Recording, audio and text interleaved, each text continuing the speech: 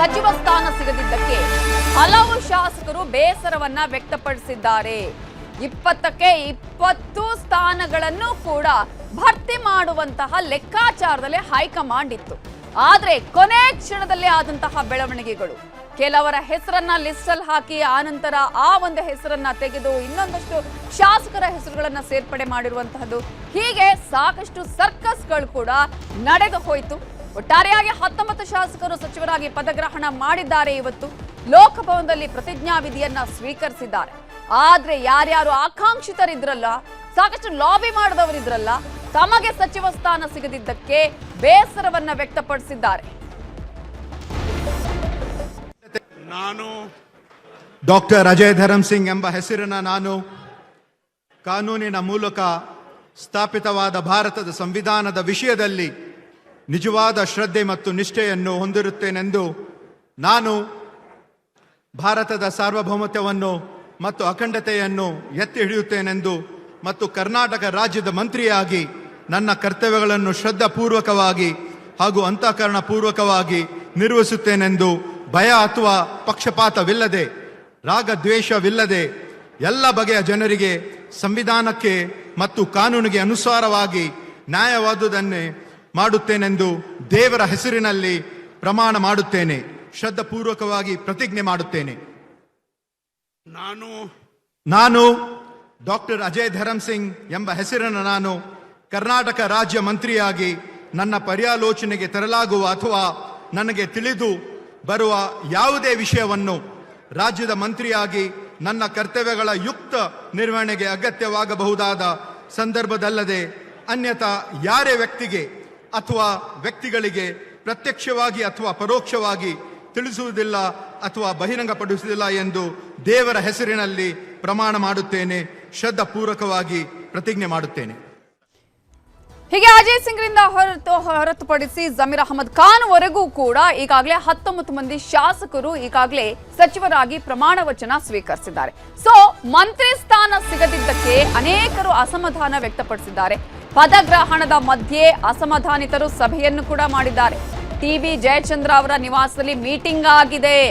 ಯಾರಿಗೆ ಶಾಸಕರಿಗೆ ತಮ್ಮ ಸಚಿವ ಸ್ಥಾನ ಇವತ್ತು ಸಿಗ್ಲಿಲ್ಲ, ಅವರೆಲ್ಲರೂ ಕೂಡ, ಅದರಲ್ಲಿ ಪ್ರಮುಖವಾಗಿ ಹಿರಿಯ ಶಾಸಕರುಗಳು ಇವತ್ತು ಸಭೆ ಸೇರಿದ್ರು.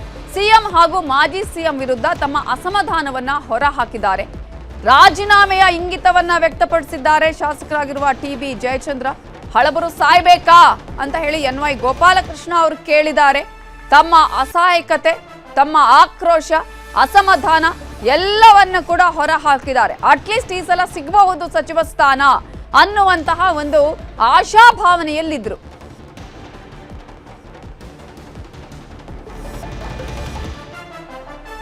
ಸೊ ಶಾಸಕರು ಇವತ್ತು ಸಭೆಯನ್ನ ಮಾಡಿದ್ದಾರೆ. ಅವರನ್ನ ಮಾತನಾಡಿಸಿದ್ದಾರೆ ನಮ್ಮ ರಿಪೋರ್ಟರ್ ಗಂಗಾಧರ್ ವಾಗಟ, ಎನ್.ವೈ. ಗೋಪಾಲಕೃಷ್ಣ, ಅದೇ ರೀತಿಗೆ ಟಿ.ಬಿ. ಜಯಚಂದ್ರ ಅವರು ಏನ್ ಹೇಳಿದ್ದಾರೆ ನೋಡಿ. ಹಿರಿಯ ಶಾಸಕರಿಗೆ ಸರಿಯಾಗಿ ಮನ್ನಣೆಯನ್ನು ಕೊಡ್ತಿಲ್ಲ ಅಂತ ಒಂದು ಅಸಮಾಧಾನ ಈಗ ಕೇಳಿಬರ್ತಾ ಇರುವಂಥದ್ದು. ನಮ್ಮ ಜೊತೆ ಈಗ ಟಿ.ಬಿ. ಜಯಚಂದ್ರ ಅವರು ಇದ್ದಾರೆ, ಹಿರಿಯ ಶಾಸಕರಾಗಿರುವಂಥದ್ದು. ಅವರನ್ನೇ ಮಾತಾಡಿಸ್ತೇನೆ. ಸರ್, ನೀವು ಕೂಡ ಸಚಿವರ ಆಕಾಂಕ್ಷಿ ಆಗದಿದ್ದಂಥವ್ರು, ಸೀನಿಯರ್ ಲೀಡರ್ ಕೂಡ ಆಗಿರುವಂಥದ್ದು ಕಾಂಗ್ರೆಸ್ ಪಕ್ಷದಲ್ಲಿ. ಎಲ್ಲೋ ಒಂದು ಕಡೆ ನಿಮಗೆ ಹಿನ್ನಡೆ ಆಯಿತಾ ಹೇಗೆ ಅಂತ? ಯಾಕಂದರೆ ನೀವು ದೆಹಲಿ ಮಟ್ಟದಲ್ಲಿ ಕೂಡ ನೀವು ಅಲ್ಲಿ ಇರುವಂಥ ಸಂದರ್ಭದಲ್ಲಿ ಎಲ್ಲೊಂದು ಕಡೆ ನಿಮಗೆ ಆಶ್ವಾಸನೆ ಇದ್ದು ನಿಮ್ಗೆ ಹಿನ್ನಡೆ ಆಯಿತಾ ಅಂತಾನ, ಅಥವಾ ನಿಮಗೆ ಹೇಗೆ ನಿರೀಕ್ಷೆ ಇತ್ತಾ ಹೇಗೆ ಅಂತ? ನೋಡಿ, ನಾನು ಇದು 49ನೇ ವರ್ಷ ಶಾಸಕನಾಗಿ ನಾನು ಯಾವತ್ತೂ ಮಂತ್ರಿಗಿರಿಗೆ ಲಾಬಿ ಮಾಡ್ದವನಲ್ಲ, ಯಾರನ್ನು ಕೇಳ್ದವನಲ್ಲ. 3 ಬಾರಿ ಮಂತ್ರಿಯಾಗಿದ್ದೆ. ಆದರೆ ಈಗ ಅತ್ಯಂತ ಸಂಕಷ್ಟದಲ್ಲಿರಬೇಕಾದಾಗ ಕಾಂಗ್ರೆಸ್ ಪಕ್ಷ 2 ವರ್ಷದಲ್ಲಿ ಚುನಾವಣೆಗೆ ಹೋಗುವಂಥ ಪೂರ್ವದಲ್ಲಿ ಎಲ್ಲೋ ಒಂದು ಕಡೆಗೆ ಜನ ಅತ್ಯಂತ ಸಂಕಷ್ಟದಲ್ಲಿರಬೇಕಾದಾಗ ಸಮರ್ಥವಾಗಿ ಅದನ್ನು ಅವ್ರ ಸಮಸ್ಯೆಗಳನ್ನ ಬಗೆಹರಿಸ್ತಕ್ಕಂಥ ಸಾಮರ್ಥ್ಯ ಇರತಕ್ಕಂಥವ್ರು ಆಗಬೇಕಾಗ್ತದೆ ಅಂಥೇಳಿ ಆ ಮಟ್ಟಕ್ಕೆ ನಾವು ನಿಭಾಯಿಸ್ತೀವಿ ಅಂತಕ್ಕಂಥ ವಿಶ್ವಾಸ ನಮಗಿತ್ತು. ಆದರೆ ಇವತ್ತು ಈ ವಿಸ್ತರಣೆ ಆಗ್ತಾ ಇರತಕ್ಕಂಥದ್ದನ್ನು ನಾಯಕಗಳನ್ನೆಲ್ಲ ನೋಡಿದಾಗ ಇದೊಂಥರ ಆಲ್ ಪಾರ್ಟಿ ಸರ್ಕಾರ ಆದಂಗೆ ಕಾಣ್ತದೆ. ಇದು ಕಾಂಗ್ರೆಸ್ ಸರ್ಕಾರ ಅಂತ ಅನಿಸೋದೇ ಇಲ್ಲ.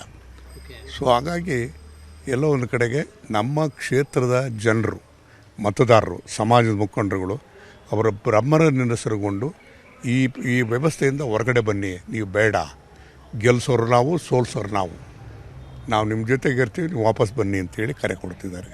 ರಾಜೀನಾಮೆ ಕೊಟ್ಟು ಬನ್ನಿ ಅಂತೇಳಿ ಒತ್ತಾಯ ಮಾಡ್ತಿದ್ದಾರೆ. ಹಾಗಾಗಿ ಇವತ್ತು ನಾವೊಂದು ಇಕ್ಕಟ್ಟಲ್ಲಿ ಸಿಕ್ಕಿದೆ. ಒಂದು ಕಡೆ ಪಕ್ಷದ ನಾಯಕತ್ವ ಒಂದು ಕಡೆ, ಇನ್ನೊಂದು ಕಡೆ ಮತದಾರರು. ಇವೆರಡರ ಮಧ್ಯದಲ್ಲಿ ಮತದಾರರಿಗೆ ಹೆಚ್ಚು ಮಾನ್ಯತೆಯನ್ನು ಕೊಡಬೇಕಾಗ್ತದೆ. ಹಾಗಾದ್ರೆ ಮುಂದಿನ ನಡೆ ಹೇಗೆ ಅಂತೆ ಸರ್? ಹಾಗಾದರೆ ಈಗ ಕೆಲವರು ಕೂಡ ಅಂದರೆ ಸೀನಿಯರ್ ಲೀಡರ್ಸ್ ಕೂಡ ಎಲ್ಲರೂ ಕೂಡ ನಾವು ರಾಜೀನಾಮೆ ಕೊಡ್ತೇವೆ, ನಮ್ಮನ್ನು ಪಕ್ಷ ಸರಿಯಾಗಿ ನಡೆಸ್ಕೊಂಡಿಲ್ಲ ಅನ್ನೋ ರೀತಿಯಲ್ಲಿ ಹೇಳ್ತಾ ಇದ್ದಾರೆ. ಹಾಗಾದರೆ ನಿಮ್ಮ ನಿಲುವು ಏನಾಗಿರುತ್ತೆ ಅಂತ ಸರ್? ಈಗ ಒಂದು ಕೆಲಸ ಮಾಡಿ, ಮುಖ್ಯಮಂತ್ರಿಗಳನ್ನೇ ಕೇಳಿ ಎಷ್ಟರ ಮಟ್ಟಿಗೆ ಅವರ ಸಲಹೆಯನ್ನು ಪಡೆದು ಮಂತ್ರಿಮಂಡಲ ವಿಸ್ತರಣೆ ಆಗಿದೆ ಅಂತೇಳಿ ಅವ್ರನ್ನೇ ಕೇಳಿ. ಎಲ್ಲೋ ಒಂದು ಕಡೆಗೆ ಒಬ್ಬ ಕ್ರಿಯಾಶೀಲ ಮುಖ್ಯಮಂತ್ರಿ ಮಾತೇ ನಡೆದಿಲ್ಲ ಅಂತಕ್ಕಂಥ ಭಾವನೆ ಬಂದಿದೆ. ಹಂಗಾದ್ರೆ ಏನು ನಡೀತಾ ಇದೆ? ಎಷ್ಟರ ಮಟ್ಟಿಗೆ ಪಕ್ಷ ರಾಜ್ಯವನ್ನು ಹಿತವನ್ನು ಕಾಪಾಡೋದಕ್ಕೆ, ನಾಯಕತ್ವವನ್ನು ರೂಪಿಸೋದಕ್ಕೆ ಪ್ರಯತ್ನ ಪಡ್ತಿದೆ ಅಂತಕ್ಕಂಥದ್ದು ಅರ್ಥ ಆಗ್ತದೆ. ಅಂದರೆ ನೀವೆಲ್ಲ ಅಸಮಾಧಾನಿತರೇನಿದ್ದೀರಿ? ಅವರೆಲ್ಲ ನೀವು ಡೆಲ್ಲಿ ಹೈಕಮಾಂಡ್ ಭೇಟಿ ಮಾಡುವಂಥ ಅಲ್ಲಿ ಏನಾದ್ರು ಹೋಗಿ ಚರ್ಚೆ ಮಾಡುವಂಥ? ನೋಡಿ, ರಾಜಕೀಯ ನಿಂತ ನೀರಲ್ಲ. ರಾಜ್ಯದ ಜನರ ಹಿತವನ್ನು ಕಾಪಾಡೋದಕ್ಕೆ ನಾವೆಂಥ ತ್ಯಾಗಕ್ಕೂ ಸಿದ್ಧರಾಗ್ತೇವೆ. ಹಾಗೆ ಶಾಸಕರಾಗಿರುವಂಥ ಗೋಪಾಲಕೃಷ್ಣ ಅವರನ್ನು ಮಾತಾಡಿಸ್ತೇನೆ. ಸರ್, ನೀವು ಕೂಡ ಹಿರಿಯ ಶಾಸಕರಾಗಿರುವಂಥವ್ರು, 6 ಬಾರಿ ಗೆದ್ದಂಥವ್ರು, ಆದರೆ ಈಗ 7 ಬಾರಿ ಗೆದ್ದಂಥವ್ರು. ಸದ್ಯ ಈಗ ನೀವು ಬಂದು ಚರ್ಚೆ ಮಾಡ್ತಾ ಇದ್ದೀರಿ, ನಿಮಗೂ ಕೂಡ ಒಂದು ಅವಕಾಶ ಸಿಗಬೇಕಾಗಿತ್ತು ಅನ್ನೋ ಒಂದು ಬೇಸರ, ಅಸಮಾಧಾನ ನಿಮ್ಮಲ್ಲೂ ಕೂಡ ಇದೆ. ಅವರು ಭಾಳ ಒಂದು 20-25 ವರ್ಷದಿಂದ ನಮಗೆ ಹಿರಿಯರೇ. ಅವರು ಒಳ್ಳೆಯ ವಾಗ್ಮಿಗಳು, ಚತುರರು ಕೂಡ ತಮ್ಮೆಲ್ಲರಿಗೂ ಗೊತ್ತಿದೆ. ಪಾರ್ಲಿಮೆಂಟೇರಿಯನ್ ಅಸೆಂಬ್ಲಿಯಲ್ಲಿ ಯಾವ ರೀತಿ ಅವ್ರು ನಡೆಸ್ಕೊಳ್ತಾರೆ ಅನ್ನೋದು ಗೊತ್ತು. ಸ್ಪೀಕರ್ ಇದಕ್ಕಂತ ಬೆಳಗ್ಗಿಂದನೂ ಬಂತು ಪಬ್ಲಿಕ್ ಟಿ ವಿಯಲ್ಲಿ ಫೈನಲ್ ಇದ್ದಕ್ಕಿದ್ದಂಗೆ ಮತ್ತೆ ಚೇಂಜ್ ಮಾಡಿದರು. ಸೊ ಈಗಿರ್ತಕ್ಕಂಥ ಸಂದರ್ಭಗಳಲ್ಲಿ ಇಂಥ ದೊಡ್ಡ ಹಿರಿಯರು, ಇಂಥ ವಾಗ್ಮಿಗಳು, ಇಂಥ ಬುದ್ಧಿವಂತನೂ ಬಿಟ್ಟು ಯಾವುದಾಗಲೂ ಒಂದು ವ್ಯವಸ್ಥೆ ನಡಿಬೇಕಂದ್ರೆ ಬುದ್ಧಿವಂತಿಕೆನೂ ಬೇಕು, ಹಿರಿತನೂ ಬೇಕು, ನಡೆಸ್ಕೊಂಡು ಹೋಗ್ತದೆ ಸಾಮರ್ಥ್ಯ ಕೂಡ ಕೆಲವರಾದರೂ ಇರಬೇಕಲ್ಲ. ಪೂರ್ತಿ 100% ಅಷ್ಟೇನು ಬೇಕಾಗಿಲ್ಲ, 50% ಮಾಡ್ಬೋದಲ್ಲ. ಅದ್ರ ಬಿಟ್ಬಿಟ್ಟು ಹಿರಿಯರು ಅನುಭವಗಳು 6 ಸಾರಿ 7 ಸಾರಿ 8 ಸಾರಿ ಜನ ಯಾತಕ್ಕೋಸ್ಕರ ಗೆಲ್ಸಿರ್ತಾರೆ ನಮ್ಮನ್ನು? ಏನೋ ಒಂದು ನಂಬಿಕೆ ಇಟ್ಕೊಂಡು ಗೆಲ್ಸಿರ್ತಾರೆ. ಈಗ ಜನ ನೀವು ಮಂತ್ರಿ ಆಗಿ ಅಂತ ಹೇಳಿದ್ರೆ 24 ಗಂಟೆ ಬರೀ ML ಆಗೋಕ್ಕೆ ಬಂದಿಯಲ್ಲ ಅಂತೇಳಿ ಜನ ಇಟ್ಕೊಂಡು ಕೇಳ್ತಾರೆ. ಅವ್ರಿಗೇನು ಉತ್ತರ ಕೊಡೋಣ ನಾವು? ಇದು ಪರಿಸ್ಥಿತಿ ಬಂದಿದೆ. ಇವ್ರು ಹೇಳ್ತಾರೆ ಹೊಸಬರಿಗೆ ಅವಕಾಶ ಕೊಡಬೇಕು ಅನ್ನೋದು ಹೈಕಮಾಂಡ್ ಅದರಲ್ಲಿ ಮಾಡಿದ್ವಿ ಅನ್ನೋ ಥರ. ಅಂದರೆ ಹೊಸಬ್ರು ನಾವು ಹೊಸಬ್ರು ಹೆಂಗಾದ್ರೆ, ನಾನು 7 ಸಾರಿ ಗೆದ್ದರೆ ನಾನು ಮಂತ್ರಿನೇ ಮಾಡಿಲ್ಲಲ್ಲ, ಮತ್ತು ನಮ್ಮನ್ನು ಸೇರಿಸ್ಕೋಬೇಕಾಗಿತ್ತಲ್ಲ ಅದರಲ್ಲಿ, ಅಲ್ವಾ? ಬರೀ ಹೊಸಬ್ರು ಅಂತ ಅವ್ರು ಅಂದರೆ ಹಳಬ್ರೆಲ್ಲ ಸತ್ತೋಗ್ಬಿಡಬೇಕಾ? ಅವ್ರಿಗೆ ಮಾತ್ರ ಉಳಿಬೇಕು ಹಂಗಂತೇಳಿ ಒಂದು ಗೈಡ್ಲೈನ್ ಸಂವಿಧಾನನೇ ಬರೆದ್ಬಿಡ ಸರ್. ಒಂದು ಕಾನ್ಸ್ಟಿಟ್ಯೂಷನ್ನಲ್ಲಿ ಚೇಂಜ್ ಮಾಡಿಸ್ಬಿಡ್ರಿ ಸರ್. ಇನ್ಮೇಲೆ 60 ವರ್ಷ ಯಾರು ಎಲೆಕ್ಷನ್ ನಿಲ್ಲಬಾರ್ದು, ಯಾರು ಮಂತ್ರಿಗಳಾಗಬಾರ್ದು ಅಂತ. ತಮ್ಮ ನಿಲುವೇನು ಸರ್ ಈ ವಿಚಾರವಾಗಿ? ಏನು ನಿಲುವೇನಿಲ್ಲ, ಬೇಸರ ಆಗಿದೆ. ನಾವು ನಮ್ಮ ಜನಗಳ ಮುಂದೆ ಹೋಗ್ತೀವಿ, ಅವ್ರನ್ನ ಕೇಳ್ಕೊಳ್ತೀವಿ, ಪರಿಸ್ಥಿತಿ ಹಿಂಗಿದೆ ಅಂತೇಳಿ. ಅವ್ರು ಏನು ತೀರ್ಮಾನ ತಗೊಳ್ತಾರೋ ಆ ತೀರ್ಮಾನಕ್ಕೆ ನಾವು ಬದ್ಧವಾಗಿರ್ತೀವಿ. ಕ್ಯಾಮರಾ ಪರ್ಸನ್ ಶಿವಪ್ಪ ಜೊತೆ ಗಂಗಾಧರ ವಕ್ತ, ನ್ಯೂಸ್ 18 ಬೆಂಗಳೂರು.